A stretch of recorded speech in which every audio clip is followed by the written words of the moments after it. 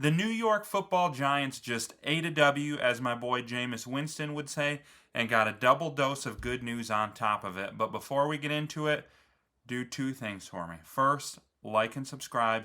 This is going to be a fun rest of the season with Jackson Dart in now.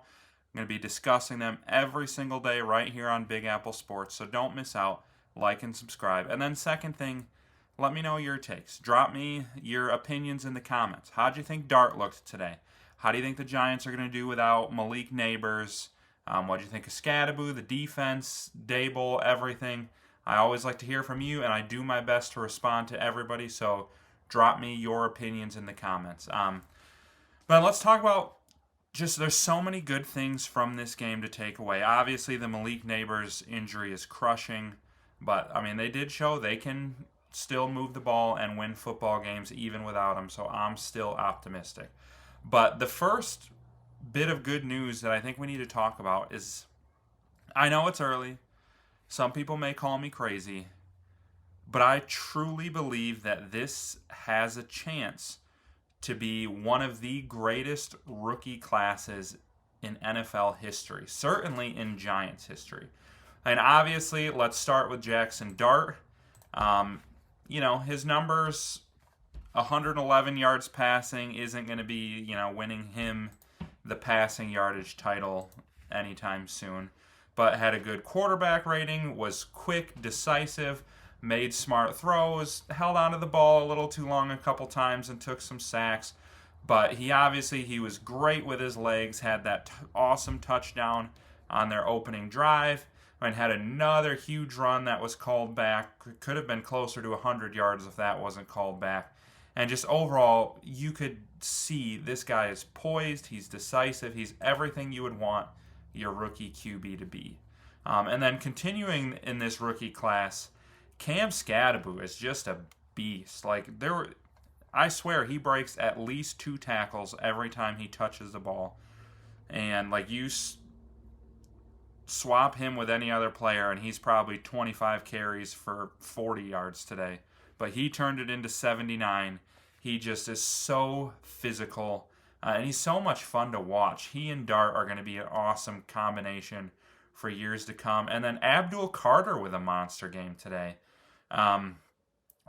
Did not technically get credited with a sack, but he did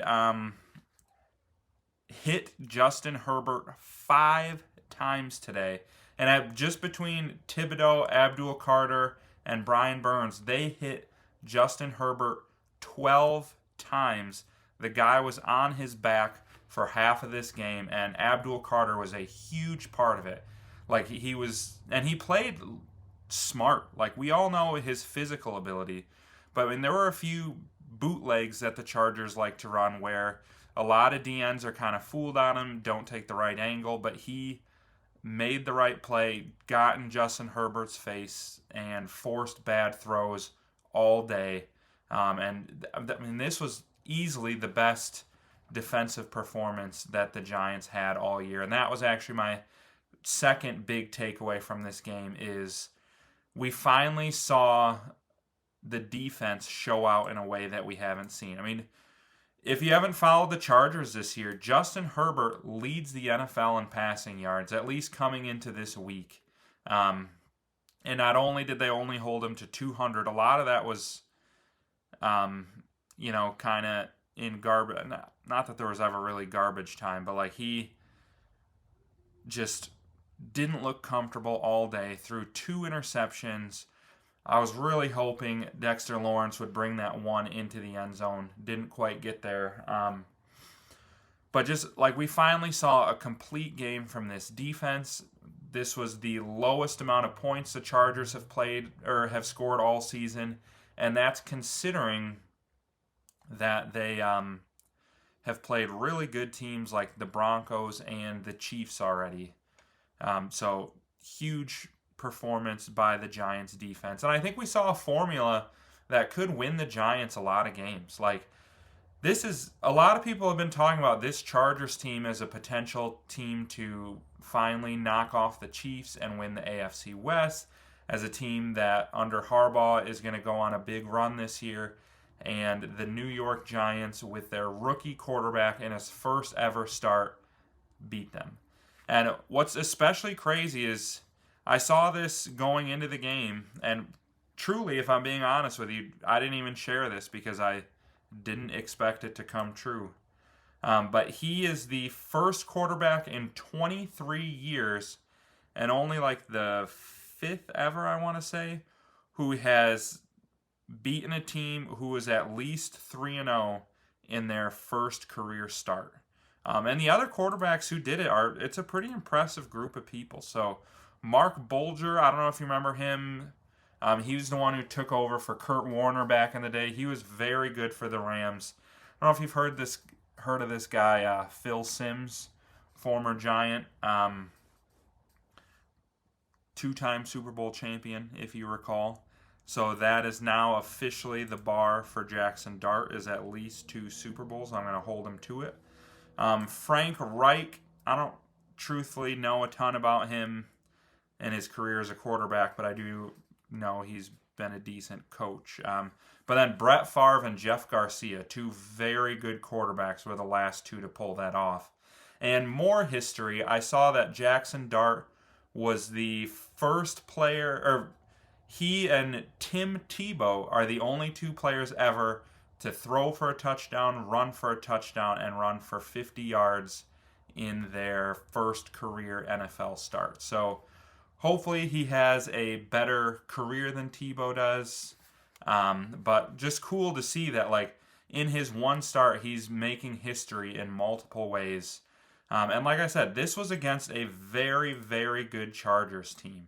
Like, they beat the Chiefs week 1 in Brazil. They beat what is, like, the Raiders, I don't think they're making the playoffs this year, but that's a good defense with Max Crosby and a team that, to beat them by double digits, I think is pretty impressive, on the road especially. And then the Broncos, who a lot of people have them as a sleeper to potentially win the AFC. Like, that is 3 tough teams, and they were 3-0, but couldn't beat Jackson Dart and the Giants. So, super impressive game all around from the Giants. Obviously, like I said, it kills to lose Malik Nabers, but I think they're going to manage fine without him. Like, maybe we'll get to see Jalen Hyatt have an increased role and give him one last chance to prove he wasn't a complete bust, but we'll see.